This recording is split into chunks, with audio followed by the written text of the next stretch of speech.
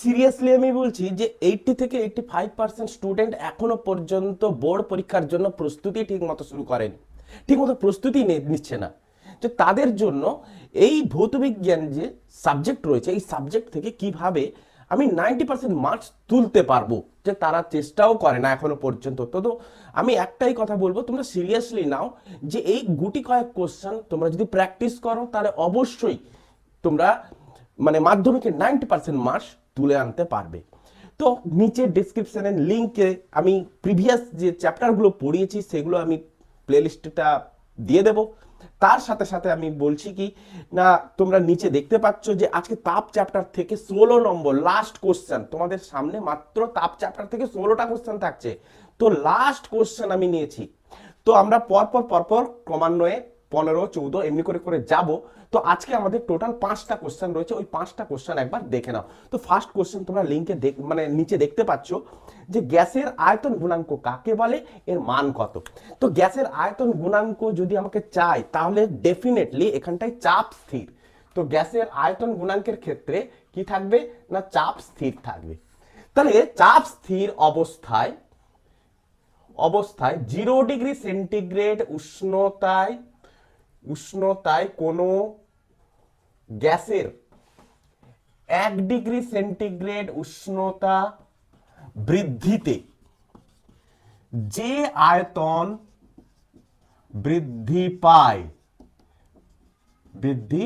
পায় তাকে আমরা বলবো গ্যাসের আয়তন গুণাঙ্ক।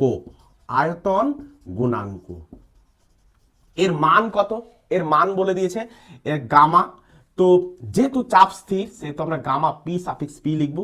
তো গ্যাসের আয়তন গুণাঙ্কের মান হচ্ছে নিয়ারলি ইকুয়াল টু লিখবে 1/273 degree centigrade to the power -1। এটা হচ্ছে তার মান, তার একক হচ্ছে degree centigrade to the power -1। তো নেক্সট কোশ্চেন আমরা লক্ষ্য করবো 15 নম্বর কোশ্চেন।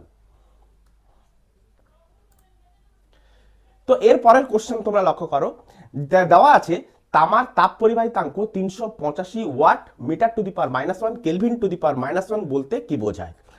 যে কোন একটা তামার তার, তো ওই তামার তারের একটা তামার তার রয়েছে, ওই তারটার দৈর্ঘ্য হচ্ছে কত না 1 মিটার, দুই প্রান্তের মধ্যে উষ্ণতার পার্থক্য হচ্ছে কত না 1 কেলভিন। তো এই অবস্থায় ওই তামার তারের মধ্য দিক দিয়ে প্রতি সেকেন্ডে 385 জুল তাপ প্রবাহিত হচ্ছে প্রতি সেকেন্ডে, বা 385 জুল পার সেকেন্ড, মানে প্রতি সেকেন্ডে 385 জুল তাপ প্রবাহিত হচ্ছে। ক্লিয়ার? এবারে বলেছে সিজিএস পদ্ধতিতে এর মান কত। সিম্পল ভাবে সিজিএস পদ্ধতিতে তোমরা কি করবে, 3.85 ইন্টু 10 টু দি পাওয়ার 5 আর into centimetre to the power -1 second to the power -1 degree centimetre to the power -1 second to the power -1 into degree centigrade to the power -1 degree centigrade to the power -1। ব্যাস, খেল খতম। এবারে next question আমরা দেখব। বলেছে যে দ্বিধাতব পাত কাকে বলে। তো দ্বিধাতব পাত কাকে বলবো, ইনভার হচ্ছে দ্বিধাতব পাতের একটা উদাহরণ নিয়ে নেবে। তো দ্বিধাতব পাত কাকে বলবো, যে দুটো ভিন্ন ধাতুর সমন্বয়ে গঠিত সংকর ধাতু, তাকে আমরা বলবো দ্বিধাতব পাত। রিবেট করা দ্বিধাতব পাতকে উত্তপ্ত করলে বেঁকে যায় কেন, কেন না দুটো ধাতব পদার্থের মিশ্রণে আমরা সংযোগ করেছি। তো যে ধাতুটার দৈর্ঘ্য প্রসারণ গুণাঙ্ক বেশি সেই ধাতুটা বাইরের দিকে থাকবে, আর যার দৈর্ঘ্য প্রসারণ গুণাঙ্ক কম সেটা কি থাকবে, ভেতরের দিকে থাকবে। মানে যেটা বেশি হবে সেটা বাইরের দিকে এরকম করে বেঁকে যাবে, যার দৈর্ঘ্য প্রসারণ গুণাঙ্ক এরকম বেঁকে যাবে। তো যার দৈর্ঘ্য প্রসারণ গুণাঙ্ক বেশি হবে, দুটো ধাতু রয়েছে, সে কোথায় থাকবে, যার দৈর্ঘ্য প্রসারণ গুণাঙ্ক বেশি তার বাইরে রয়েছে, যার কম সে ভেতরে রয়েছে। ক্লিয়ার? এরকম দুটো ধাতু তারকে রিবেট করা হয়েছে, এটাকে কি করেছে মাঝখানে এরকম করে যুক্ত করা হয়েছে। ক্লিয়ার? তো নেক্সট কোশ্চেন আমরা লক্ষ্য করব। বলেছে যে কোন তরল পূর্ণ পাত্রকে যখন হঠাৎ উত্তপ্ত করা হয় তখন তরলের তল প্রথমে কিছুটা নেমে যায় কিন্তু পরে উপরে উঠে যায়, ব্যাখ্যা করো। কেন না তরলকে যে পাত্রে রাখা হয় সেই পাত্রের আকার ধারণ করে, স্বাভাবিক কথা। এবারে যদি ওই পাত্রটা ধাতব কোনো পাত্র হয়ে থাকে তাহলে ধাতব পদার্থ মানে সেটা কঠিন, তার তো রয়েছে আয়তন প্রসারণ গুণাঙ্ক। তাহলে তাপ যখন দিচ্ছি তখন কি হচ্ছে, পাত্রটা তাপ গ্রহণ করছে, তাপ গ্রহণের ফলে পাত্রের আয়তন প্রসারিত হচ্ছে, যার ফলে তরলের উপরিতলটা কিছুটা নিচের দিকে নেমে আছে। পাত্র প্রসারিত হওয়া মানে কি, তরল তো তখনও পর্যন্ত প্রসারিত হতে পারেনি, তাপ পায়নি, তাহলে তরল কি হচ্ছে, তা নিচের দিকে নেমে গেল, উপরিতলটা নিচের দিকে নেমে গেল। এবারে যখন পাত্র সম্পূর্ণ তাপ গ্রহণ করে ফেললো, কমপ্লিট হয়ে গেল, তারপরে তরল কি হলো, তাপ পাওয়া শুরু করলো, এবার তরল আবার প্রসারিত হওয়া শুরু হলো। ক্লিয়ার? তো যতক্ষণ পর্যন্ত পাত্র প্রসারিত হচ্ছিল ততক্ষণ পর্যন্ত তরলের তল নিচের দিকে নামতে ছিল। তো পাত্র সম্পূর্ণ হওয়ার পর, পাত্রের আয়তন প্রসারণ সম্পূর্ণ হওয়ার পর তরলের আয়তন প্রসারণ শুরু হতে থাকলো। তো এই কারণে কিছুক্ষণ পরে আবার উপরের দিকে উঠতে থাকে। তো এবারে আমরা বলবো যে তরলের আপাত ও প্রকৃত প্রসারণ। তাহলে যখন তরলের উপরিতল নিচের দিকে নামছিল, তখন তখন আমরা দেখতে পাচ্ছিলাম কি, যে তখন আমরা দেখতে পাচ্ছিলাম যে পাত্র প্রসারিত হচ্ছিল। তো পাত্রের প্রসারণ হওয়ার জন্য ফাইনালি যেটা আমরা দেখব সেটা হচ্ছে তরলের আপাত প্রসারণ। তো পাত্রের প্রসারণের পর যে তরলে যদি প্রকৃত প্রসারণ বার করতে হয়, তো আপাত প্রসারণ প্লাস পাত্রের প্রসারণ, এই দুটো প্রসারণকে যোগ করলে যেটা পাবো সেটা হচ্ছে তরলের প্রকৃত প্রসারণ। তো তরলের আপাত ও প্রকৃত প্রসারণ গুণাঙ্কের মধ্যে কোনটা নিজস্ব বৈশিষ্ট্য? তাহলে প্রকৃত প্রসারণ পাত্রের প্রসারণের উপর নির্ভরশীল নয়, আপাত প্রসারণ পাত্রের প্রসারণের উপর নির্ভরশীল। তাহলে প্রকৃত বৈশিষ্ট্য হচ্ছে কোনটা না, তরলের প্রকৃত প্রসারণ হচ্ছে নিজস্ব বৈশিষ্ট্য। ক্লিয়ার করতে পারলাম? তো নেক্সট আমরা যে কোশ্চেনটা দেখতে চলেছি, খুব ইম্পর্টেন্ট একটা কোশ্চেন, যে কঠিন পদার্থের 3 প্রকার প্রসারণ গুণাঙ্কের মধ্যে সম্পর্ক।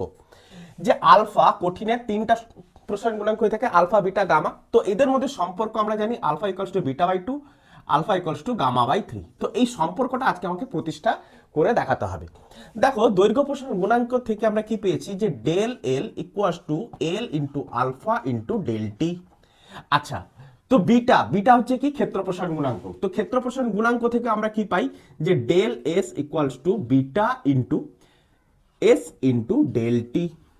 আয়তন প্রসারণ গুণাঙ্ক থেকে আমরা তেমন করে gamma into V into del T পেয়ে থাকি, তাই তো?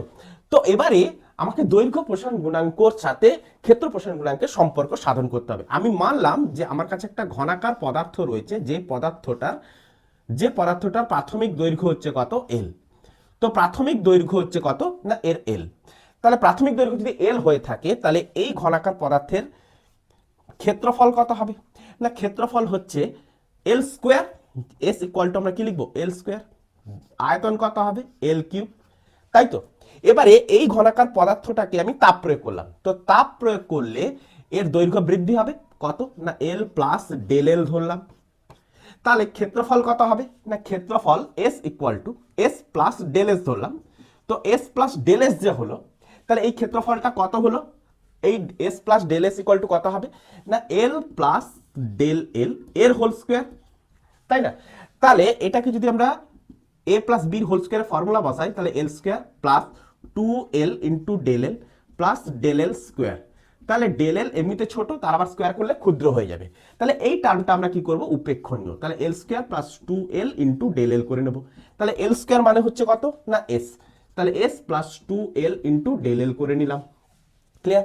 তাহলে এস আর এস ক্যান্সেল, তাহলে ডেল এস ইকুয়াল টু কত দাঁড়ালো, 2l ইন্টু ডেল এল, তাই না? 2l ইন্টু ডেল এল। ব্যাস, এতটুকু থাক। এরপরে আয়তনের ক্ষেত্র তেমন করে আমরা দেখব কি না, আয়তন ভি প্লাস ডেল ভি পরিমাণ বৃদ্ধি পেয়েছে। তাহলে এ ক্ষেত্রে আমরা কি দেখব না, এক্ষেত্রে এল প্লাস ডেল এল এর হোল কিউব হবে। তাহলে হোল কিউব যদি হয়, তাহলে আমরা কি লিখবো, এ প্লাস বি কিউবের এ প্লাস বির হোল কিউবের ফর্মুলা। তাহলে L cube plus 3 into L into del L, L square into del L plus 3 into L into del L L square plus del L এর হোল কিউব। তাহলে এই দুটো term কি হয়ে যাবে, উপেক্ষণীয়।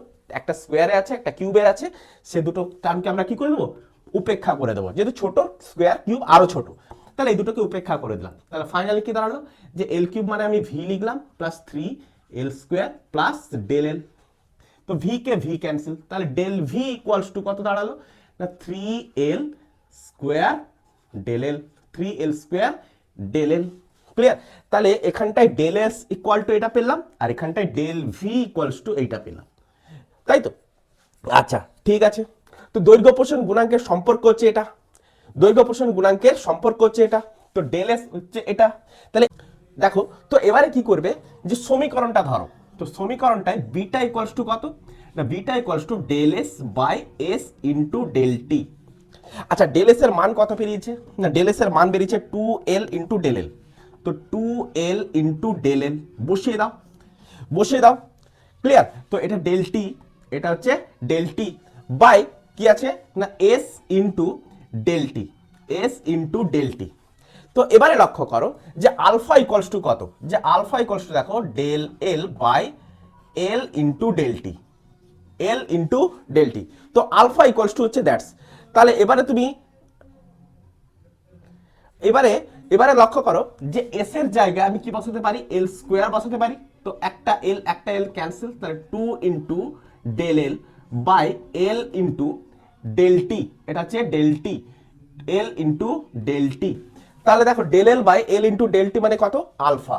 দ্যাট মিনস কত পেলাম, 2 আলফা। তাহলে বিটা ইকুয়ালস টু 2 আলফা, অর্থাৎ alpha equals to beta by 2। তাহলে একটা সম্পর্ক আমাদের সাধন হলো, একটা সম্পর্ক চলে এলো। এরপরে ভির ক্ষেত্র আমরা তেমন করে আমরা বার করব গামার ক্ষেত্রে। তো গামার ক্ষেত্রে কেমন করে করব একটু লক্ষ্য করো, এইখানটায় করছি নাহলে উপরে করছি, লক্ষ্য করো। দেখো এই ইকুয়েশনটাকে ধরো, তাহলে এই ইকুয়েশনটায় গামা ইকুয়ালস টু কত না del V divided by gamma V into del T, clear. তো ডেল ভি ইকুয়ালস টু কত, তো দেখো del V equals to 3l square into del L divided by V into del T. তো V এর জায়গায় কি করলাম, ভি মানে হচ্ছে কত না, ভি মানে হচ্ছে এল কিউব। তো ভি ইকুয়ালস টু আমি কি বসিয়ে দিলাম, এল কিউব। তো এল স্কোয়ারকে একটা এল মোড়লো, তার মানে কত দাঁড়ালো 3 into del L by L into del T. দেখো del L by L into del T মানে হচ্ছে আলফা। তো তার মানে আমি কত লিখতে পারি, লিখতে পারি 3 আলফা। তাহলে এইটার জায়গায় আমি আলফা লিখলাম। তো গামা ইকুয়ালস টু 3 আলফা। তো গামা ইকুয়ালস টু যদি 3 আলফা হয়, তাহলে আলফা ইকুয়ালস টু কত, গামা বাই 3। তো যে সম্পর্কটা আমরা তৈরি করছিলাম যে alpha equals to beta by 2 equals to gamma by 3, তাহলে এটাই হচ্ছে তাদের তিনটের মধ্যে সম্পর্ক। ক্লিয়ার করতে পারলাম? তো আজকের মতো এতটুকুই থাকলো। তো নেক্সট আমরা লক্ষ্য করব কোশ্চেন নাম্বার 11 থেকে কোশ্চেন নাম্বার 6 পর্যন্ত। ক্লিয়ার? তো আজকের মতো এতটুকুই থাকলো।